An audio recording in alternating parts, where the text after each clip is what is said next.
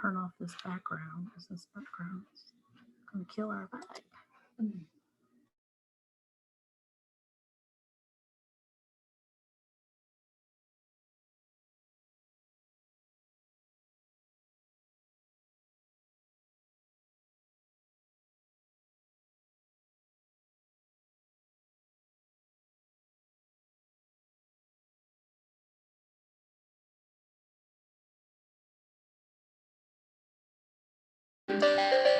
Hi, everyone. Welcome. We are just setting everything up and we will start here shortly. Give folks a minute to start joining us. Welcome. Hi. So I can actually see a bunch of you, so I'm really excited to start seeing some people pop in. I wonder how many of you actually joined us the last time. So if you have joined us the last time, give me a big thumbs up so I know that you're, there we go. Nice, I love it. Yay, repeats. That means that I did some things right last time and you chose to join me this afternoon and enjoy some time with me. So I'm very happy about that. I don't know if you remember the last time, but I told you I was moving. So I'm finally at my new place. So there's lots of fun stuff for me to show you. And the second thing I'm going to say, and we'll repeat a little bit of these when people start joining in, it's that you share with me that you wanted to do like recipes for food. So I do have a couple of really awesome recipes that we're going to do today that I hope you love them because I love them. And a little bit of them are also for you to celebrate Cinco de Mayo and a little bit of Derby. Why not, right? Because it's right around the corner. Who's excited for that? Yes, thumbs up. Nice, love it.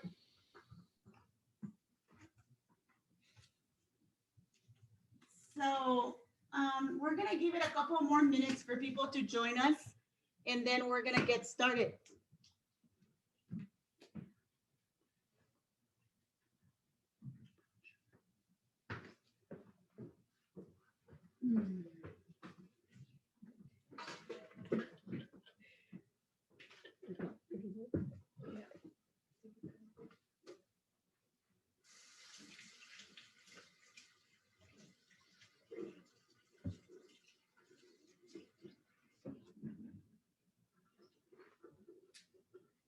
So we're gonna give 3 more minutes. I think we're at 6:02. 3 more minutes, and we'll get started with this.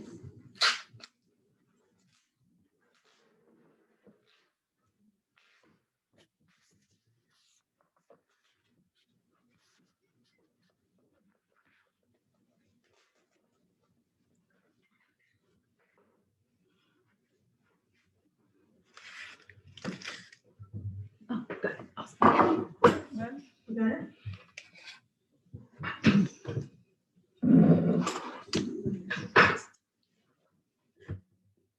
So for those of you that don't know me, I'm going to introduce myself. I see some of my friends joining too. Very cool. My name is Kathy Espinosa. I am an NKU grad twice.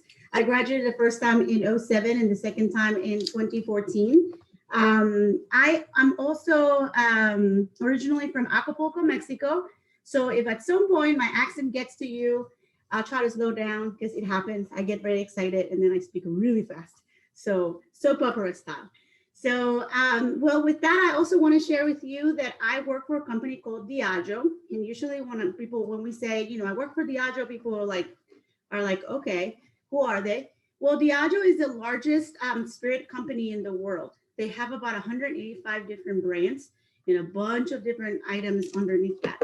So if you ever heard about Bullet or Smirnoff, Captain Morgan, Tanqueray, Don Julio, which is my favorite, you know, and a bunch of others like Johnny Walker, Kettle One, you know, all of those brands are part of our family of brands. And recently we are starting to add a little bit more of RTDs, those ready to drink beverages. So we're very happy to kind of start indulging into that area. So also Crown Royal, which we'll talk about it here later, and also George Dickel, which is a small little brand out of Tennessee, very close to us, which is a Tennessee whiskey. But we'll talk about it in just a little bit. So that's what I do for a living. And I actually, when people ask me, what do you do for a living? I always answer, I sell liquor for a living. And people say, that is pretty awesome. It is really pretty awesome. But I do actually manage about 1/3 of the country in sales for Diageo at Kroger. So that's very exciting. So with that, I wanted to get started with a little bit of the cooking part of it because we've talked about how we wanted to incorporate some of that. And so I accomplished to do that for you today. So I sent you two of my favorite Mexican recipes. No liquor in those at all. Why you should trust them? Because, well, I am Mexican and they're my mom trusted recipes. And she probably will be pretty upset to know that I share some of these recipes with you. So, but you have them and you can, entertain your friends next, week with Cinco de Mayo and stuff like that. I had a recipe in there for chicken tinga, which is super easy to make. It's delicious, and you can either serve it in tacos or it's super versatile. So you can serve it in tacos, you can serve it over nachos, you can do like a nacho bar, which is what I actually have done here for my lovely assistants of the day. But the recipe is very simple. You're gonna grab a few ingredients like chicken already cut into pieces. I like to cut them very little so that when they cook, they kind of almost disintegrate after you've put them in the crock pot. You're gonna grab your crock pot. You're gonna put the chicken in there, cut in pieces. 2 cans of diced tomatoes. I use fire roasted because it gives it an extra flavor to it, but you can use any you want. The recipes, they were sent to you already. 1 can of tomato sauce. And then this is the secret ingredient. So it's chipotle peppers. These are whole chipotles. This is the way I pick them because I can take them out if I want to. These are also in the Kroger brand, which are about $1 cheaper than the regular other brand. I don't know about you, but I like to save my pennies. And they're about the same thing. They're exactly the same thing. And what a chipotle pepper is, in case you don't know, although everybody knows about Chipotle, the restaurant, right? It is a jalapeno pepper that has been smoked and put on a sauce, in a double sauce. So both the sauce and the peppers are so delicious. You think about like that smokiness that comes to the back of your palate with it, which makes this dish delicious. So that's it. Now with the chipotle peppers, I will say that I only use about 3 of them, but I'm a chicken. I don't need a whole lot of spicy food, even though I'm Mexican. It's a true story. But if you like it more spicy, like spicier, see, there you go. So you can add more to that and gradually, see how much you would like to out of that. Lastly, salt. I sometimes use salt. Some other times I use chicken bouillon because it gives it another extra layer of flavor. So you can just put a couple of cubes of that or a couple of spoons of that and set it to be in your crock pot for about, give or take 4 hours on high, 8 hours on low cook, if that's what you desire. So would you follow me with the thing over here? I'll bring it over. So now I'll show you how this chicken tinga comes out. I actually serve it in a very simple way today because of my guests. Can you see me? Yeah. So I grab chips, right? Super nacho style. I'm gonna put them in a plate. And then I'm gonna grab this chicken tinga, and as you can tell, I'm gonna bring it over to you, even though it's super hot. No, it's all right. Show over. She burned herself. See the chicken over there already, like all in pieces with the tomatoes. These are the peppers, which are super hot, but again, you can pull them out if you want to, or leave them for more spiciness in there. Then I'm gonna put them right on top of these. You could also use this meat for like tacos or all kinds of different things. I put them even on top of like my huevos rancheros or my chilaquiles if I want some extra protein in there. So you can do that. So I'm gonna grab these big chunks, put them in here. And then I'm gonna top these off with sour cream and cheese. You can do any type of sour cream, any type of cheese, but in my case, I like to do crema, which is like Mexican sour cream. So I'm gonna like put some on top of that. And I also have Andy in here to help me eat them, so that's gonna be fabulous. And then I'm gonna add queso fresco. Again, you can find these at Kroger. Not that I'm trying to send you to Kroger, but but they make a queso fresco that's super accessible for like $3 or something, $2.50 I think it is. And I'm gonna just put that in there. Now at this point you can add all kinds of things. I like mine just like this, but if you wanted to add chopped onions, cilantro, if you wanted to like do all kinds of stuff, you could do that. But this by itself, it's delicious and it makes a perfect like nacho bar. Andy, right to you. It's like the whole house in there. Yeah. All right, so the next recipe we're gonna show, it's a really fun recipe that I love to make for brunch. So if you're planning on having a brunch, here's almost made. So what we did here is we cut cinnamon rolls, right, into 4 pieces. And then we mixed, you have the recipe, it's for a, actually we call it a Kentucky French toast, which is actually a Kentucky toast, because we're gonna add some bourbon to this, right? Thumbs up for bourbon. So what's in here, it's cinnamon rolls that have been cut into like four pieces, right? I actually use about 2 cans in here. And then I mix 6 eggs, I have a cup of maple syrup, a little bit of vanilla, all the recipes in there. And the last thing we're gonna add in here is going to be bourbon. So my favorite bourbon, as you guys know, it's Bullet. And it's Bullet, it's great for cooking as well. So that's what I'm gonna do. And again, you know, you wanna be kind of like conscious of your party. If it's an adult party, you can add, you know, 3 ounces. If you're gonna have kids, maybe you don't, or you reduce it. Whatever you want to do. But the other cool thing you can do is reserve the icing of these cinnamon rolls, add a little bit of bourbon to that, remix it, and add it to the very top when this comes out. So I'm going to add about 3 ounces of bourbon in here. That's 2, just a tad more. I am being very generous with it because we're adults over here, you know. I'm going to mix it in here with my original mix that I have of the 6 eggs and the heavy whipping cream. And I'm gonna pour it on top of these cinnamon rolls that I already have in here. Boom. That looks like this. Just like that. And it's gonna go right into my oven for about 45 minutes.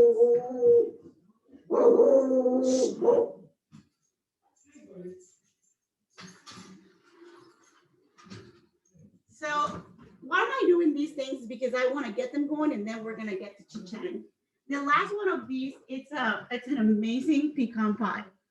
This is once you make this, you'll never make another pecan pie because it's that good.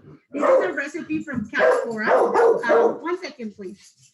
Yeah, this is a recipe from Cat Cora that I actually doctor it to add bourbon to it. So it's delicious. It's a white chocolate and pecan pie, super easy. Just buy a crust from the grocery store. 2 cups of pecan go in, a cup of white chocolate chips. I'm always generous with those, so feel free to be generous with that. And then you're gonna have a separate thing with a mixture of 3 tablespoons of flour, a little bit of corn syrup, light corn syrup, brown sugar, and then of course, because we can't go wrong with it, I'm gonna add Bullet.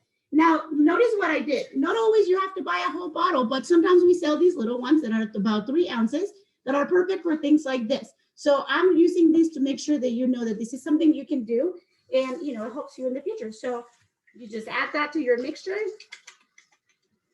Here I go. Like, come on. There we go. And then I'm gonna mix it in here. Very, very, very good. Again, if your guests like a little bit more bourbon, hey, you know, you can add a little bit more. I've noticed that this is the portion that actually works well for this. So this is what I do. So I'm gonna pour it right in here, right on top of these deliciousness. Nice. And I'm gonna make sure that all the pecans are covered with these deliciousness in here. You can smell it because it just like makes you want to like go like this. Who wants drinks? I want drinks. Let's make drinks. So here's that. And I'm gonna put it right into the oven, and I'm gonna wait on the huevos rancheros so we can chit chat. How about that? So today I have a very exciting class because yes, we're gonna talk about whiskey and bourbon as well as tequila. And some of you were here before. So some of these stuff, you're going to hear it one more time, so I hope it doesn't get kind of old on you. But I also am very excited because we did update some of the recipes, which are much more summary. So you'll see a bunch of that, especially on the tequila side of things. There's two very cool recipes that I want to make. One is a limonada, which it sounds fabulous. And then the second one that I really, really, really want to make is one with coconut, which seems so simple, but so delicious. So we'll get to that here in a minute. So I need a participant to tell me if you guys gonna want to start with tequila or you guys want to start with whiskey and bourbon. Let's start with tequila. Perfect, tequila. Woo! Love it. I vote tequila also. For helping me. Nice. So let's talk a little bit about tequila. Before we start talking about tequila, we got to talk about spirits production. And so spirit production has 4 big steps. The first step is picking raw materials. The second one is to process these raw materials to get them to start fermenting. And then from fermentation, we put them through distillation. And after distillation, we do the 4th step, which is after blending, which is kind of silly that they call it that. But the reason they call it that is because there's an array of different things that can happen after distillation, which is like blending, adding color, just doing a lot of different things to the aging, maduration, oak, all those kind of things happen after the product has been distilled. So with that, we'll start with it. So for the purpose of tequila, the raw material is blue agave. Okay, that's the number 1 material that it needs to be in there. It is all, in order for it to be tequila, it also has to be made in Mexico. So that's what I love tequila as well. And it's made in a region called Jalisco and Tequila, Jalisco. So that's where it's a bunch of it out of it. So they use this plant, right? And when it's perfect, when it's grown perfectly, so these maguey plants that you see with those big spiky things, when it's grown perfectly, that's when they harvest them. And they'll cut all the leaves out of it, so all these like big branches, and they'll keep the piñas, which are like the very center of this beautiful, beautiful plant.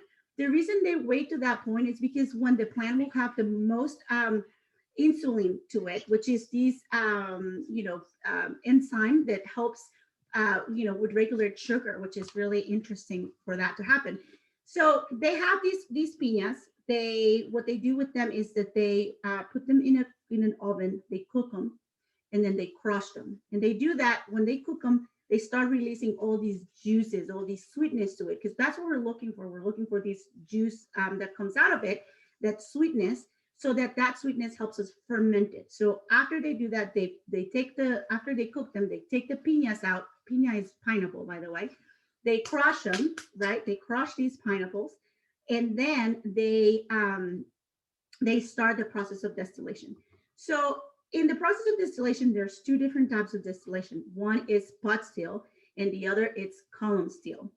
Pot still, sometimes they do distillation and double distillation to go through pot still.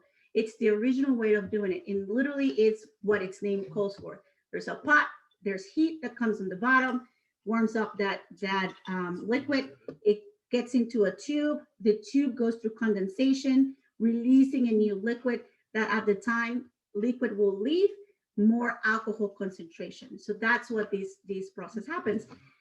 The other thing about pot distillation is that it cannot reach really, really high levels of distillation of like alcohol. So therefore, like they have to do that a couple of times to get to a higher ABV if that's what they want. ABV, alcohol by volume. Okay. So in the case of tequila, they do that. They crush these pineapples, they put them through distillation, and then we have this beautiful liquid. So when the liquid comes out, then the process after the liquid happens. So if it comes straight out of the distillation into a bottle, then you're talking about blanco. So in our case, or silver, it's also referred as silver. So one thing I want to talk to you about is that in the case of Don Julio, and I can't speak to anybody else because I don't know very well, but in the case of Don Julio, we use 100% blue agave blue Weber agave, which means that every single one of our bottles, there's no additives to that. There's no extra sugar, there's no extra liquids, that everything comes out of that plant. Everybody has that story of like, oh my gosh, that one time I got really drunk with tequila. I don't drink it anymore because I was so drunk.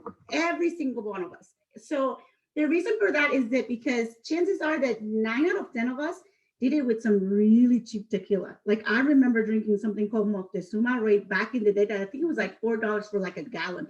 That is like some crappy stuff.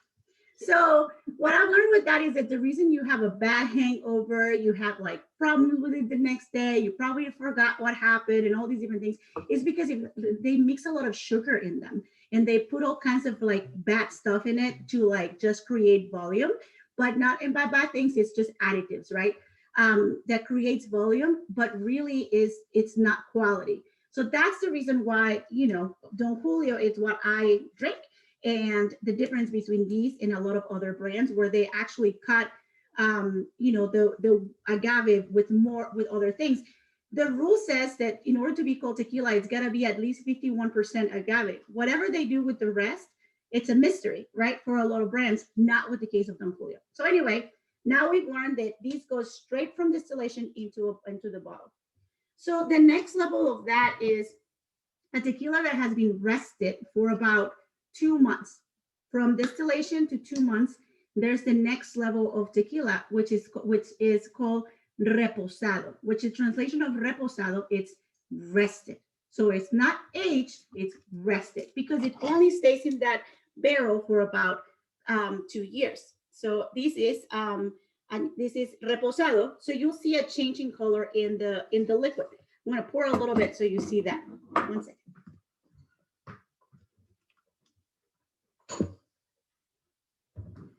So this has been, like I said, aged for about 2 months, and you start seeing slightly a change in color this way. So it's not really white; it's just got a nice little tint to it, but not enough, like to be dark. So that's the difference between that one and the other one. Obviously, tequila, it's also aged in 2 different things. They're aged in oak barrels, but they're also aged in oak basks. So that's what these things go. Okay. So the next one finally hits a barrel, and that is aged tequila. So añejo. So it's been aged, and it's usually from 2 months, at least 2 months to a year.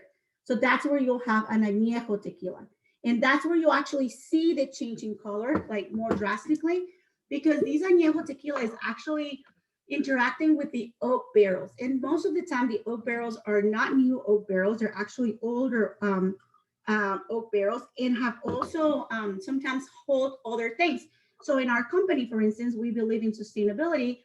And I always joke with them and I say, I don't want to go into distillation tours. I just want to go into the barrel tour, because our barrels start in Kentucky where they make a bullet and then they get taken apart and then they get sent out to Scotland.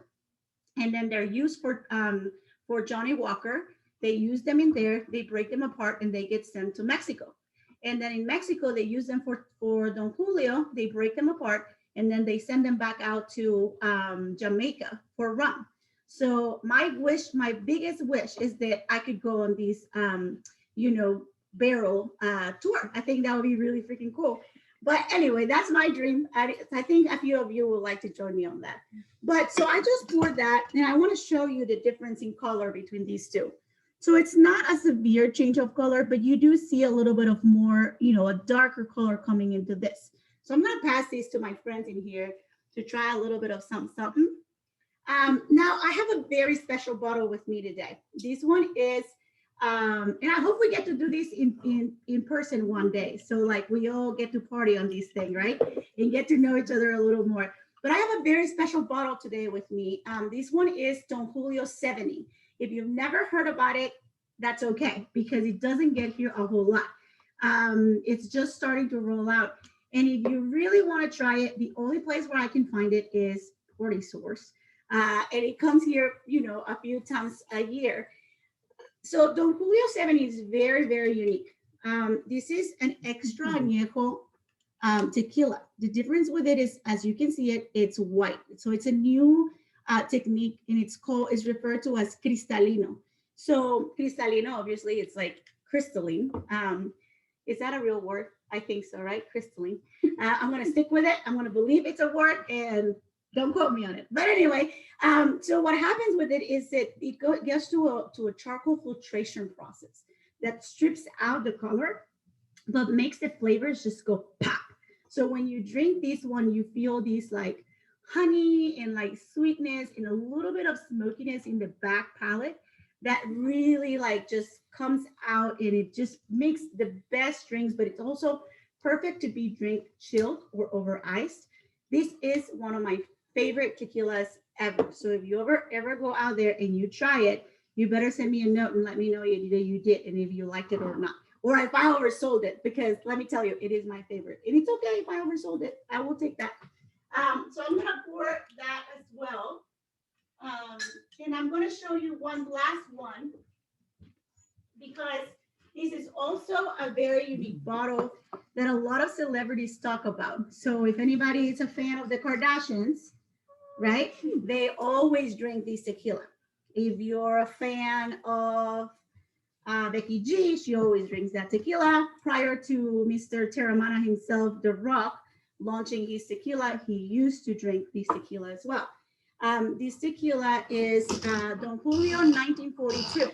Don Julio 1942, it's an extra aged tequila. It's been aged longer than 12 months and up to 2 years. This is the 70s, if you want to try it. And up to 2 years. So it's a very amazing tequila. And of course, it deserves a really fancy bottle to go with it. 1942 was the year when Don Julio was established and the first plants were planted. So this one, it's a 2-year aged tequila, much darker, very unique. If you ever want to gift something really nice, this is something really nice. So just know that this is a very, very high end tequila. For somebody that loves tequila, they will absolutely love to try this. So with that, let's make some drinks. Yay! Okay, we've got to the fun part. All right, so I have a bunch of treats today because I actually sent you 3 recipes to begin with. My simple syrup recipe, right? Anytime you make that one, know that you can make it you can create your own and add flavors to it. So in this case, I actually made a couple of them. This one is a cinnamon one. All I did the same recipe and threw a couple of cinnamon sticks to it. And I always make this one for when I make an old fashioned, because it brings like extra flavors to that bourbon and it just makes it fabulous, especially if you're making it with a rye. Wow. So I always make that one, it's my favorite. And then today I particularly made another simple syrup with lime in it. So this one is, there's a recipe for a coconut lime, drink. I think this will be fabulous with that. Also with the limonada, because it calls for, lemons, sugar. And so that one will be perfect for that. So I make that. I also have my regular demerara. In this case, this one has basil. So I added basil to that. And then I also made the honey recipe, which is equal parts of honey, equal parts of water, boiled, done. This one's also great to replace any simple syrup with a old fashioned or anything like that. And then lastly, I made my grenadine. I send you a recipe for that because ingredients are so important. This one is very simple. All you gotta do is grab one of these, add sugar to it, boil it, boom, you're done. I always like to show these because it's so simple to make and so much cheaper to make that if you actually buy it, and if you buy it, you're gonna find these interesting colored, something funky one in there thing. So I don't use these anymore, but I always like to compare it so you can see the difference between my grenadine. Look at the viscosity and this one right here, right? So anyway, that's another tip I like to teach you. So when we make a drink, we're actually looking for a balance of flavors. We're looking for a nice combination of like sour and sweet and strong, and so it's a beautiful dance, it's a beautiful balance to make it a great drink. If we add too much sour component to it, it can throw off the drink and things like that. So with that, I'm going to start mixing. So I need somebody to tell me, what would you like me to start mixing right now? I'm gonna go grab ice while somebody jumps in there.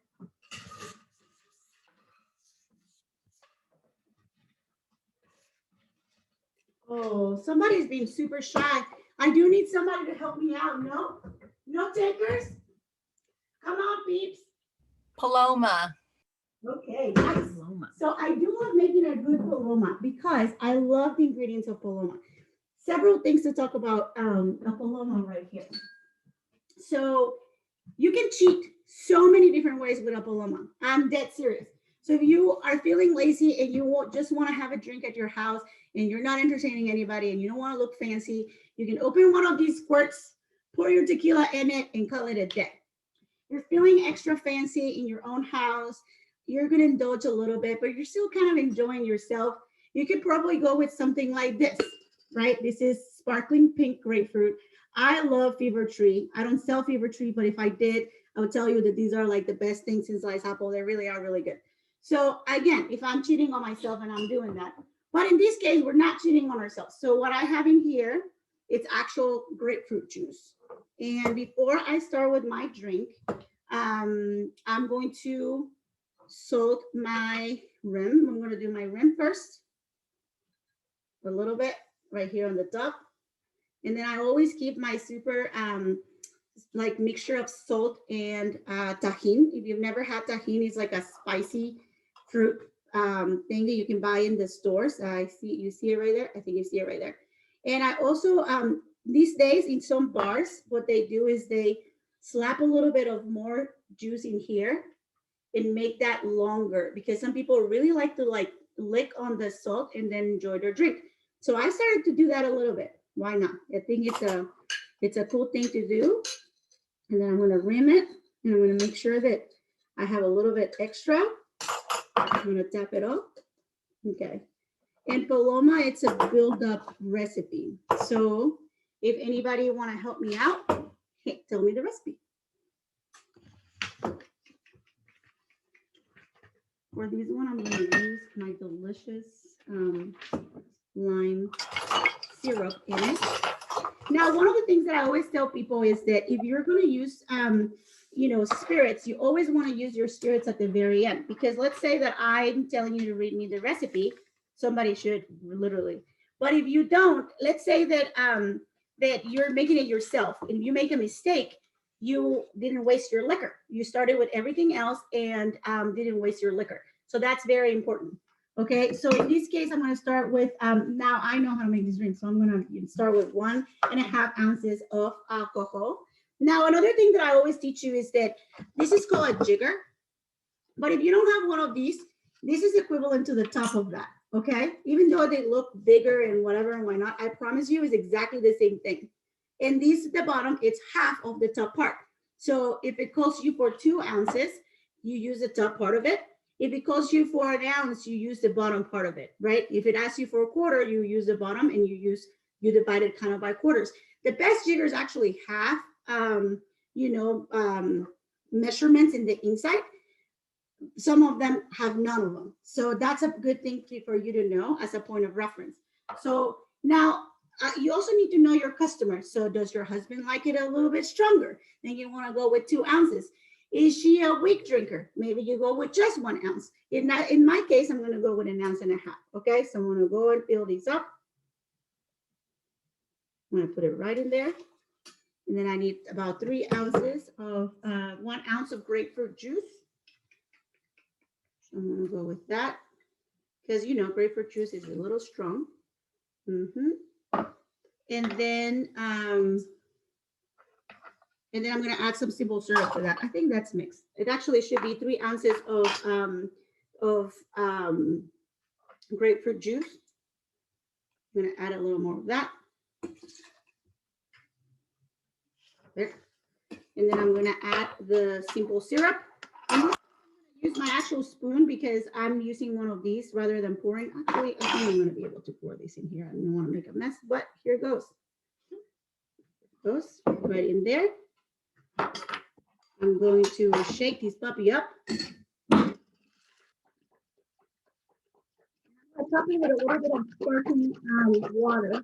Which in this case, I'm going to use mineral water with Pepper. Now this is a Boston shaker. So usually you smack it so it closes.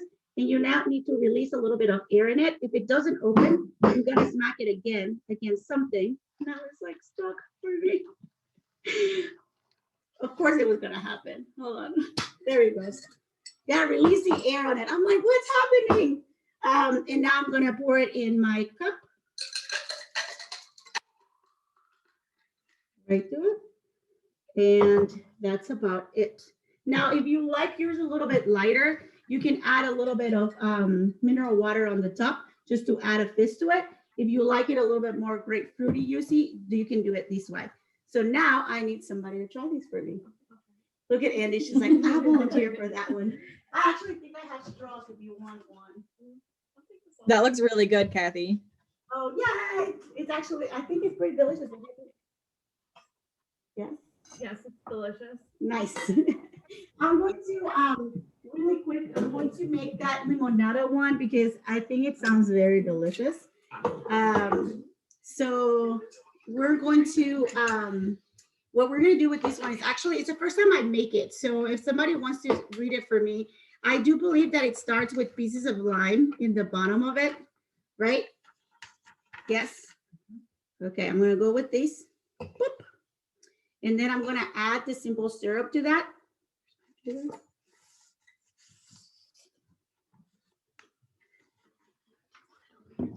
Thank you. There it is, into pieces. I got a nectar. I'm going to need mint, and my mint is all the way outside, you guys. So that is the one thing I didn't bring this time. Man, I'm all over the place. Here's this. I'm going to go with the tequila in there. Okay. Now, bear with me for just a second because I am going to go grab just a little bit of mint from my garden.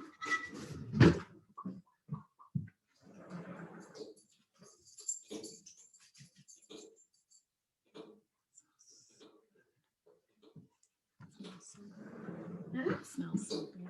Look at how gorgeous this is right here. See, this is fresh from my garden. I'm going to put it in there. The mint is like, I wish you could smell it because it's really so good. And the stuff back there smells really good. I'm going to grab my muddler and I'm going to go in there with passion, it says. Okay, and do that. Really cool. And then what else I got to do, Olivia? Now it's molded. I'm going to add ice to that because what ice does is ice allows us to really like just add water to it. And that's what we're going with. Okay. Yeah. So I'm going to go in there with some ice, right? Right? Yes. Sorry. Yes. What else? Add ice. Shake with dedication. And then we're going to top it up with mineral water. My helper is distracted, you guys. I'm like, what else? What else? She's like, what? What's happening? Okay, so I'm going to Top off the sparkling water. I'm going to keep shaking this for just a little bit longer. There we go. I open this one. This one did open up for me, you guys. The other one, I don't know what games was playing. So I'm going to go in there. Look how beautiful this one is. This one is like, I wanted to make it because once you add all of those colors to it, look, enough space for you to top it up with the mineral water. So I'm going to go with that right here. This one's going to go all over the place because, oh, I didn't. Okay. All right. There we go. So this is Topo Chico, my favorite mineral water. It is from Monterrey, Mexico. So it's very delicious. So right there. And then I'm going to add a little sprig in it. And I'm going to tell my friend right here that I don't know how you don't want to try that, but whatever. Here we go. So, Brian. And we have a question. yes, hit me with your best shot. Forgive my pronunciation. In Matamoros, Mexico. They put, Mexico. Okay, they put olives in margaritas. Is this a Ah. regional thing or all over Mexico? It is a regional thing. It Okay. is. The cool thing about margaritas is that really you can make them with about anything you want. And one of the coolest things that I like to do in the grocery stores these days is to just walk around because you'll find all kinds of crazy things out there to try things. Like I found this, the Pellegrino's limonada. That's like really delicious. You add this to tequila and you're done. Same thing with a recipe that I have for lemonade and and bourbon. And then I found these other one. This is a sparkling coconut water with watermelon. I'm like, this could be a very cool one to make that drink with the coconut and lime. That could be another layer of flavor. I also bought the regular coconut water, this one, which is, I think I'm gonna make that drink because I wanna try it. So that one is very simple because I don't even think you gotta mix anything. I think it's just a pour kind of drink, which I like those, where I'm just gonna grab ice.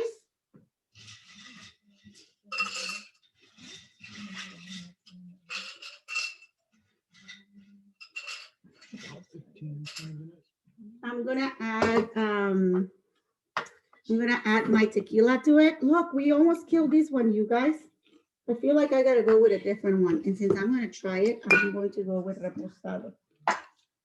So here we go with this. I'm gonna add about 1.5 ounces. Okay, I'm actually gonna add a little bit more. Sorry, not sorry. Okay, because I'm telling you, this one's for me, you guys. Really, it is, I promise you. Okay, so I'm gonna do that. This one does go for a little bit of lime to it. And Mexican house that doesn't have one of these, it's not a true Mexican house. So just so you know that. So I'm gonna use these and I'm gonna squeeze it in there. I usually will measure it if you're a first timer and go in here, measure about the amount. I'm gonna go straight in there. And same thing is a preference things too. Like just think about it in that way. Like if you like, you know, more lime, add more lime to it. I'm gonna add a whole lime in there.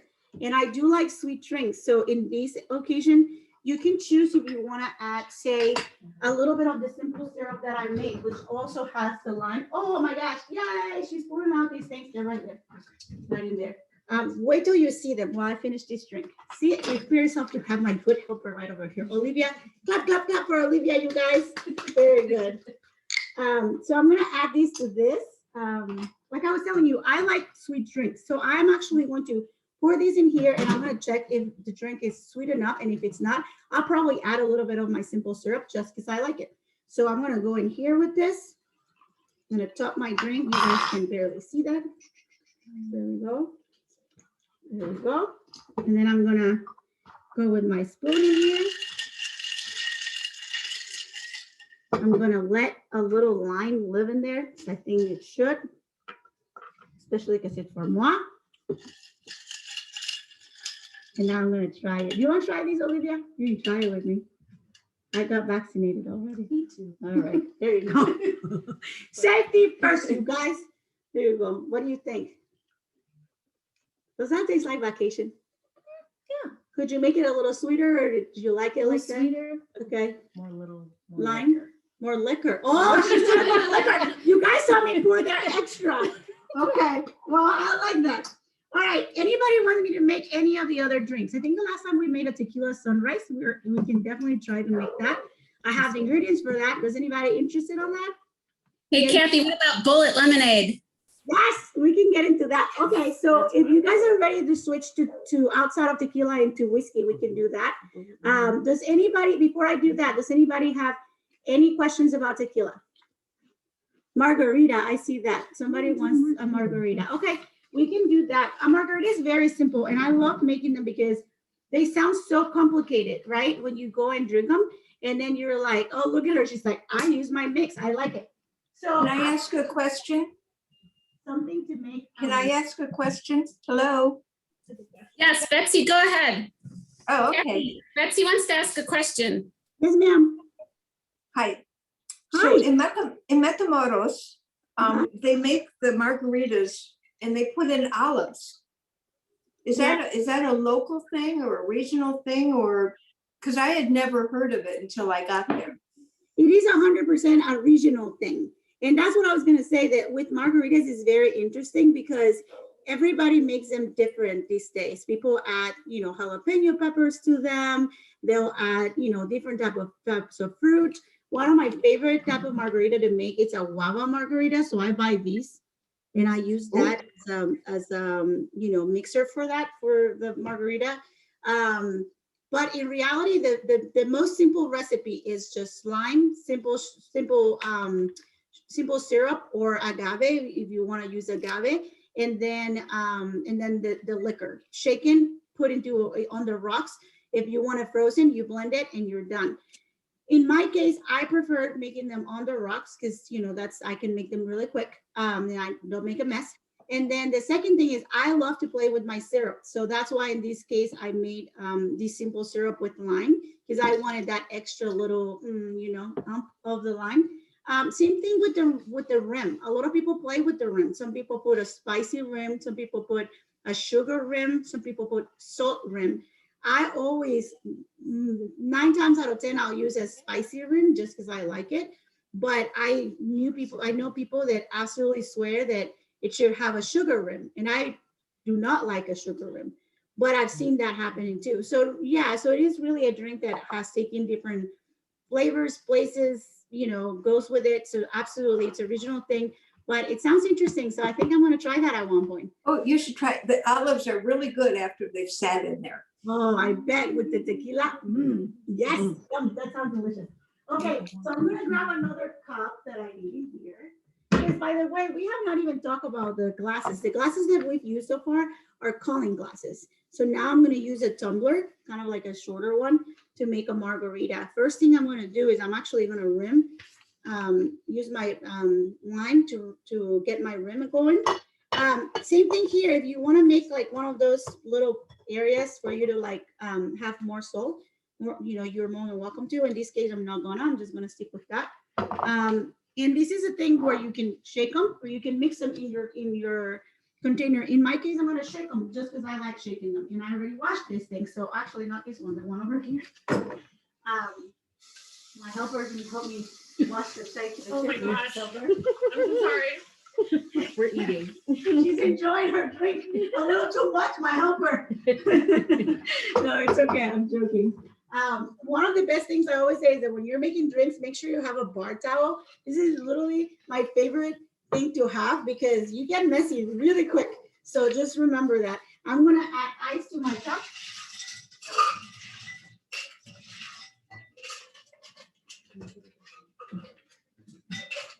Yep, right there. Then I'm going to add the lime right here. About 75, so 3/4 of an ounce, basically. I'm going to do that in here, right into my thing. And then I'm going to add the simple syrup to it. My helper number 2 over here, she quickly came over here to like help me with the recipe, but this one, I've got it down, sister, like a system.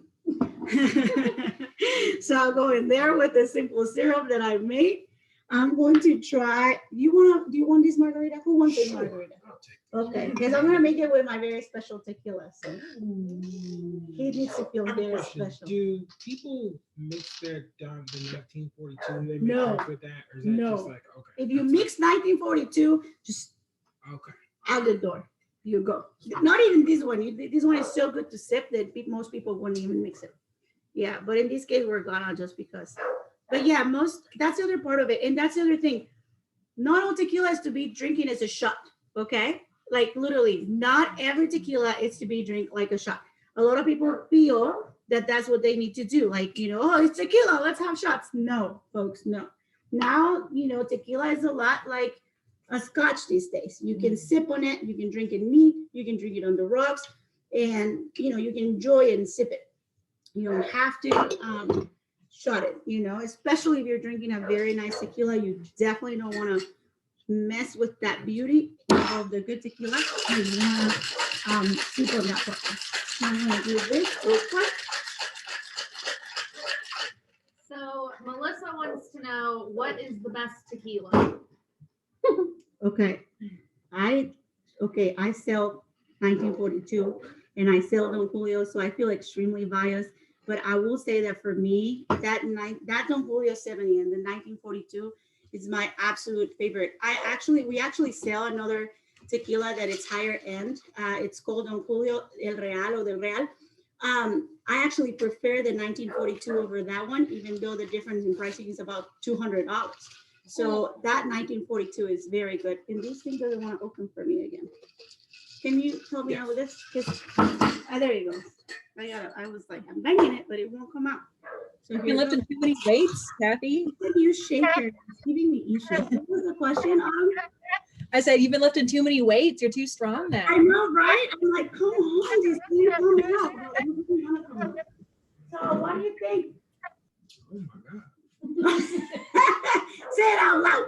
Let the people Oh hear my you. God, this is good. Good. There we go. All right, let's move to bourbon, okay? So how is our stuff coming now? Good? Yep, That we looks need 2 fabulous. ounces of basil. Okay. What is that? 2 ounces of basil with ice. No, like with bourbon. So we're gonna put the Yeah. bourbon out. So here's I want to show you one of our recipes that already came out of the oven. So this is as a little break.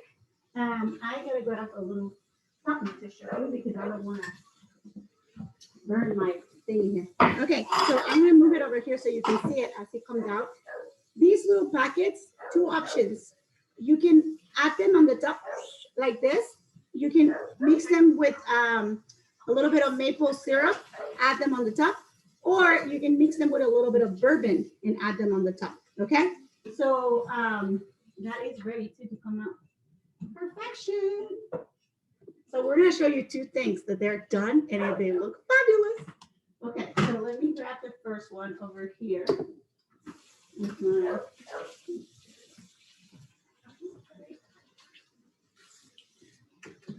there we go. So this is what it should look like. You see it? I love that Autumn is like getting closer to it. Okay, so here's this. I'm gonna put it right here. And like I said, you can do all kinds of things with the icing. In my case, I'm just gonna pour it for the interest of time. I'm just gonna pour it on the top the way it is. And I'm gonna just go on top of it like this. Can you let her in? Please, thank you. It's okay, otherwise she's gonna keep working. So somebody lets her in. Okay. I'm adding this puppy to it. And I'm telling you, this is like the easiest thing to make and people love it. It just goes fast, fast, fast. And then the other thing that I have out there for you to see already is the pecan pie. So that also looks like a winner right now. Keep going with this. Yum, yum, yum. I saw you use the ooey gooey ones, like Yes. the Kroger brand. Those That are is better my than the, favorite. What is they're that? better than the on-brand ones. It's the absolute best. I always tell that to people. So what I do with that one is I use the mix. Like mixes. I use the mix on the bread, like the cinnamon one. I add it to the mixture, and then the other one I use it for the topping. But that is my absolute favorite cinnamon roll. If you guys haven't tried it, look for it. They only make it on the jumbo size, and it's called Ooey Gooey. And it's very special to my heart because I actually launched that product when I was at Kroger, because I worked for Kroger for 10 years. And I'm very proud of that item. So yes, it is fabulous. And I ate so many of them to figure out the right recipe. So yes, I hope you enjoy those. So now it looks like this. I squeezed all the things out of these things. I think we are ready to try it too over here. Let me tell you. I'm going to show it to you. I'm trying not to drop it. So it looks like this. And it's ready to be eaten. Yum! Okay, I'm going to show you the other one before I forget. So this one is the pecan pie. And I'm telling you, after you make this pecan pie, you will never make a different pecan pie, period. So this one, it looks like this. It is fabulous. It's so good. We shall have to try this. Mhm. Okay, all right, so let's go to bourbon. So let's talk about the whole bourbon thing. So in order to make, in order for me to talk to you about bourbon, I have to talk to you about whiskey as a whole thing. Whiskey is probably the most intricate spirit that it's sold out there because there's so many variations of that. So the cool thing with it is that because of it, there's so many different things, and bourbon is just one type of those. The first thing with that, again, with the whole process of the 4 steps of how do you produce these things, it's selecting the raw materials. So the raw materials used in whiskey, it's barley, rye, corn, And it's a mixture of all of them. One of the most important ones to talk about, it's barley. The reason for that is that when you talk about a single malt, that it's only using barley. So that's why it's a single thing, only one distillery that you can use. So that's why those are like incredibly, important that we know that, the raw material portion. The second part of that is the process of the distillation. So depending on what spirit it is, it's a pot still. Most of them are pot still actually, or column still. So bourbon is made on column still, which is like, those are formed kind of like a canister where the liquid is going up and down in different discs. So the higher it is, the higher ABV, the lower it is, the lower ABV. So the liquor that has the highest amount of alcohol is from the top, the liquid that has the least amount of alcohol is on the bottom. And they're in constant movement, up and down, this cylinder. And bourbon is made that way for the most part. Then from there, there's a couple processes too. When they process the barley, they go through these different things where they heat up the barley. They let it grow, right? They put it in like a dark room. They let it grow, and this barley starts like growing little, roots in it. And when that happens, they actually heat it up so they stop growing, and that thing falls up, and that's what's called malted barley. So at that point, they use that, they crush it, kind of like the pineapples that I was telling you about. And that's the enzymes that help turn the rest of the items and create these yeast, release the yeast in the starch and create a very beautiful fermentation. So in order for an item to be, and there's so many variations of them, right? Because at that point, you talk about Scotch, you talk about Tennessee whiskey, you talk about Canadian whiskey, you talk about Kentucky bourbon or bourbon in general, and different variations. So in the case of bourbon, a lot of people think that one of the biggest rules for it to be bourbon is for it to be made in Kentucky, and that's actually not true. So in order for it to be called bourbon, it has to be put in brand new oak barrels. It's got to have a concentration of at least 51% corn. So corn first, everything else later. Now, the characteristic of Bulleit is that it has a higher concentration of rye in it, in the mixture. So what they do is they balance different mixes, and then that's what they ferment, and then they create this liquid. And then from there, you also have the variation of these bourbons and these whiskeys in its rye, which is made with more rye than corn, and that is to be called something completely different and outside of bourbon. So that's called rye.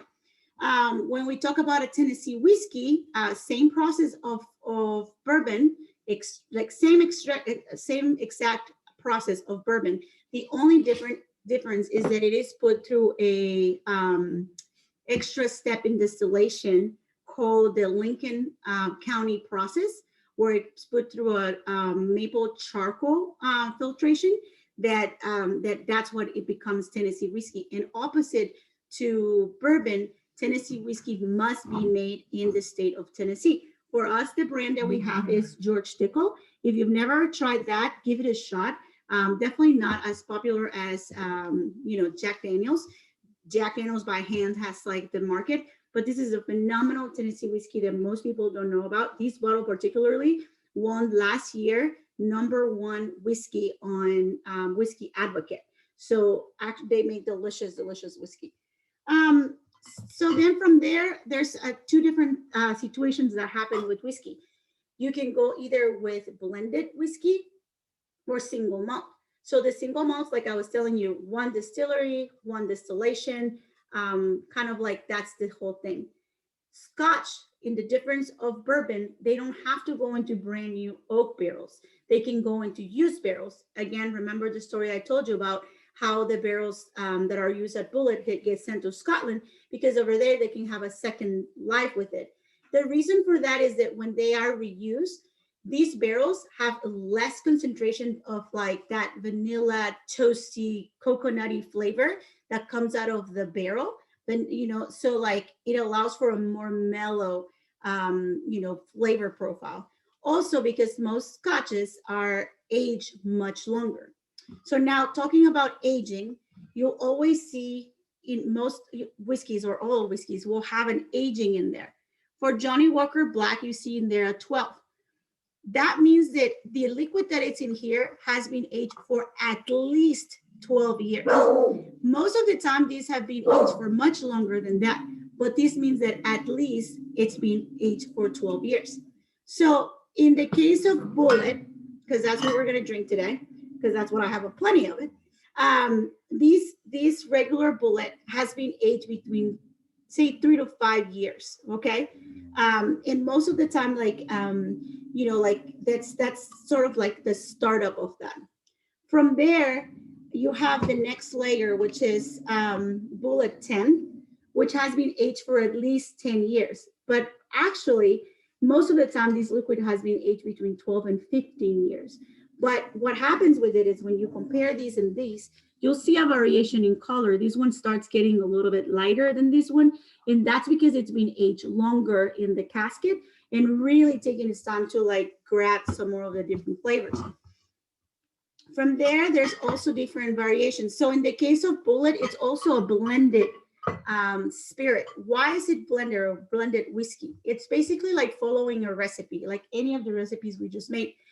They actually mix different distills that come out and create this recipe, and they follow the recipe over and over and over to ensure that what they've done, it's done correctly, and that the same qualities across the board. What happens is that's the same process that happens with any item that's blended. Now, the audible of that is when you come straight from the barrel. So for instance, Bullet does have a straight from the barrel bottle, which I don't know what I have. I actually think I drank it already. But basically it's the highest concentration that you have, and it comes really straight from the barrel into the bottle without touching it. So at that time, you really cannot measure what is the difference of flavors that will come out. But usually that's a barrel select. So in the interest of time, let's make some drinks, okay? So what would you like me to mix first? I heard that you wanted to try the Bullet lemonade, and that is such a simple recipe to make. I'm going to grab a highball glass. I'm going to put in here the lemonade. Then I'm gonna add my spirit, which is about 1.5 ounces. I'll change my jigger.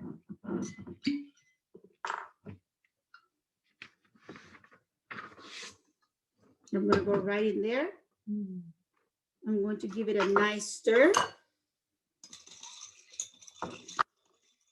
I'm gonna add a lime to it. I mean a lemon, just for color. And that's it. No, she's like, I want to try that. Yes. Sounds good. So that was very simple and very easy. Another one of my very simple drinks to make in that same look of things, it's the BLT. And I always teach these recipes because a lot of women, well now, believe it or not, now more women are drinking bourbon, like in growth numbers, than men are. So basically what I mean by that is the men are staying right here while more women are drinking bourbon.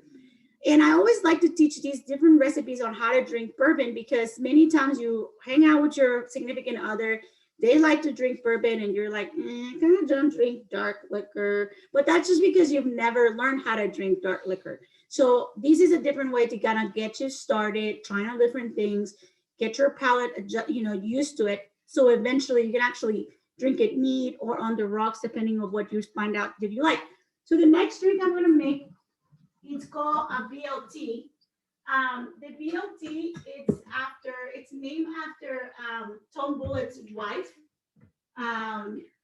She, again, like him, wasn't a very big spirits drinker, dark spirits drinker. And this was her way of finding a way to drink this drink with her husband.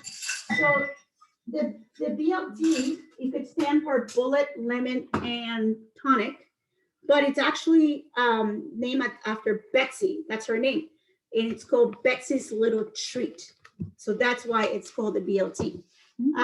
So now we're gonna do the same thing. I'm going to add 1.5 ounces of bullet into here. I'm gonna top it off with tonic water, which I have right here. Again, Fever Tree, which is my favorite. Pretend that I know how to use this. I haven't even drank anything and now I can't even use this thing. There we go. Okay, I'm gonna top these up.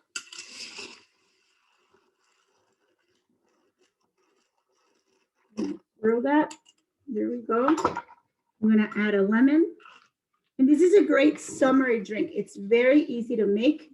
And actually, I'm gonna bring this now. It's very easy to make, very summery like. You know, I imagine myself in my porch drinking this puppy all the time. So anybody want to try it? He's like, hand it over. Very good. All right. So now from there, I'm gonna make my specialty, and I do mean these. And it's an old fashioned. Old fashions are my favorite thing to make in the whole wide world. Especially because I like to play with them. And I'm actually going to use a rye bourbon, a rye to go with it, which I'm going to use bullet rye because I like the extra bite of that. If you've never made an old fashioned can be extremely intimidating. Most people think of them as really fancy drinks, and they have their components to it.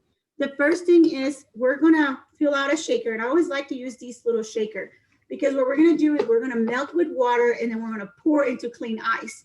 So I don't need a whole lot of ice. I just need to make sure that I'm melting what I'm doing because an old fashioned does not have a mixer with it. The only mixer in it is actually water. So I'm going to start with that. Actually, I'm going to start with changing my ice because I ran out of ice.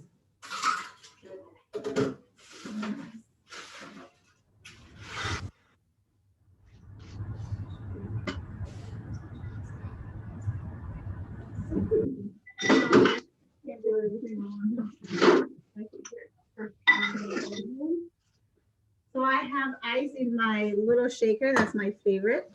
I'm gonna go in there with the 1.5 ounces of rye. I'm gonna go with that. And please do ask questions if you have questions about an old fashioned. People are very particular with this. So I'm gonna go with 1.5 ounces of rye. That's what I like.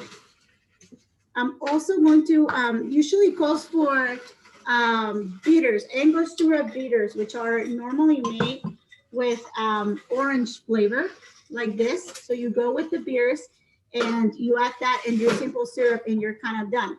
But because of what I'm making today, I'm actually making my favorite. I'm gonna use Aztec chocolate bitters, which is my absolute favorite bitters. And when you think about bitters, think about them as the condiments of drinks. So these are a way to innovate with what you're doing. I'm also going to add a little bit of smoked cinnamon bitters because I really like these two to this one. And again, please don't judge me. This is my favorite drink to make. So I'm going to make that. I'm going to just go 1, 2, 3, 4 on the chocolate bitters. And I'm going to add about 2 to 3 on this one. So right there, 1. No, you don't see my hand. Push. 2, 3, right there, back in there. And even when you mix this, you'll smell it right off the bat. You'll start smelling the different flavors of like the chocolate and the, you smell it all the way over there, right? Yes. So that's what we're doing here. So now I just need my simple syrup. And for that, I am going to use the one that I made with the cinnamon, kind of double hitting it with the cinnamon in there. I could have gone also with, actually, that's what I'm going to do right now. We can also go with the honey syrup that I gave you, Bella, that I gave you for a recipe. So, but I'm going to stick with my first stop, which was the cinnamon one. Now, I love making old fashions. So all the time I'm innovating. For instance, I make an elderflower old fashioned. I also make a pear spiced old fashioned. I could also have a whole class of old fashions because I love making old fashions. And people get really excited about them. So I'm going to mix this.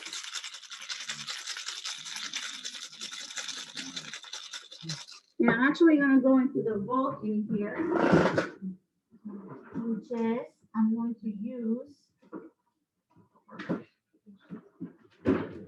to use large ice because what I want is I want to keep the integrity of my drink. See, so it melts slower through as I'm drinking it rather than like super fast. So I'm gonna put that in here, and then I'm going to. Yeah, I have these in here. I'm going to stick in here a slice of orange because orange gives it another level of flavor. The other thing you can do, and I'm going to show you that in just a second. I'm going to put that orange in there. I'm going to pour my drink right in there.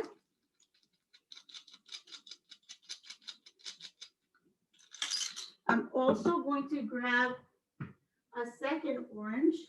I'm going to grab a paring knife. I'm going to grab a chunk of it, just like that.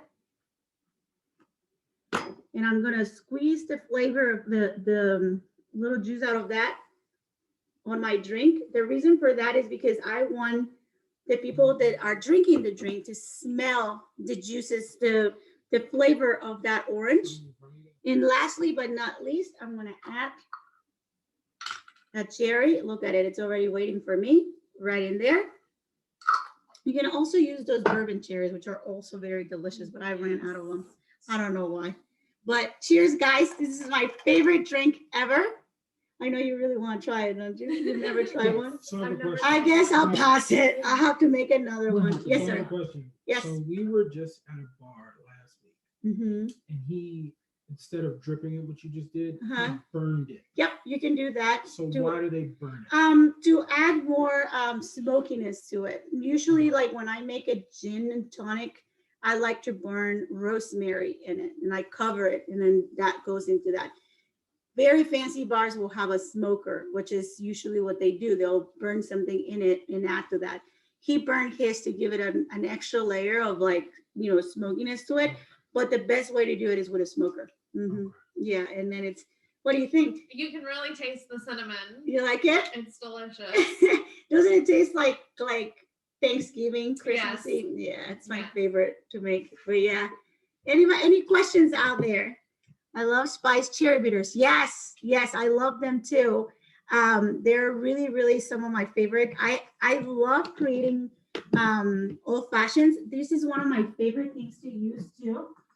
Spiced liquors. Like this is a spiced pear liquor. So for the holidays, I add these to my old fashioned, but I also add cardamom bitters, the smoked cinnamon, and toasted almond. And it really, I call it a pear spiced old fashioned, and it's so delicious. So it's my favorite. Thank you so much, Elaine. I see that you said that you learned some things. I do want to share these. I am not a bartender by trade. I enjoy doing this. I volunteer to do these. So I love when you give me feedback. But I am wet set certified. So the spirit portion of it, that's where I'm trained. I actually, from the last time we were together, I earned my second level of wet set, and I'm going for my third one. So wish me luck, because only 500 people in the entire world have actually passed wet set 3. So I'm really nervous about it, but I'm going to give it my all.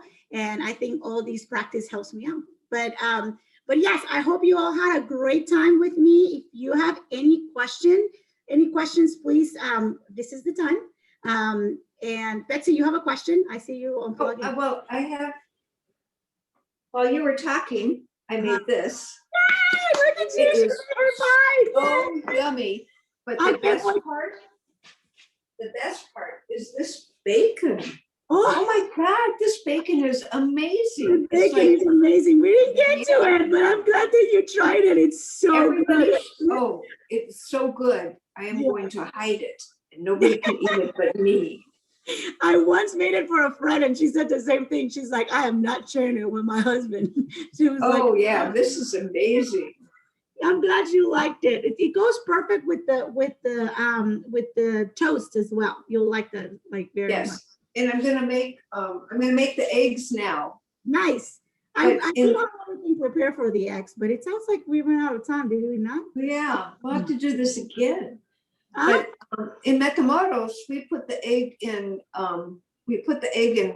tomatoes, Yes, seasoned tomatoes, yes. and then we put it on there.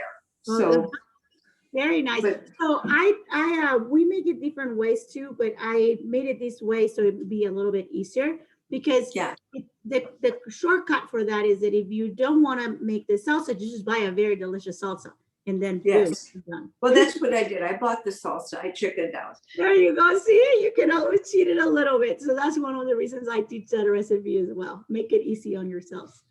Good. Well, thank you so much for doing this. Oh, it's my pleasure. Somebody else have a question? No? Oh, that's so sweet. Thank you, Bridget. I really appreciate it. And I can't wait. We'll do an old-fashioned class. If anybody wants to do that, we can definitely do that for the next one, for sure. And I'm glad that you guys had a good time. I really enjoy doing these classes, and they're a lot of fun. The girls were all like, "Oh my gosh, you really pour all this stuff out," and I'm like, "Yeah, we do it right." Yes, there you go. Interest on the old-fashioned classes. Yes, we'll make them. It'll be a lot of fun. Those are my favorites. So, and I have so many good recipes for that. So we'll make sure to do that and pass the info along. Yeah. Anybody else has any questions? No? Yay! Thanks for hanging with me today. It's spending your afternoon. I hope you learned a couple of things, had a good time. Try some of the delicious stuff we did. Betsy, thank you for cooking along with us. This was my first time cooking, so I'm glad that cooking like this. My dreams came true of the Food Networks challenge with all of you guys, so I really appreciate it. Take care and have a great night. Bye. See y'all. Okay. Yes, we eat. We eat.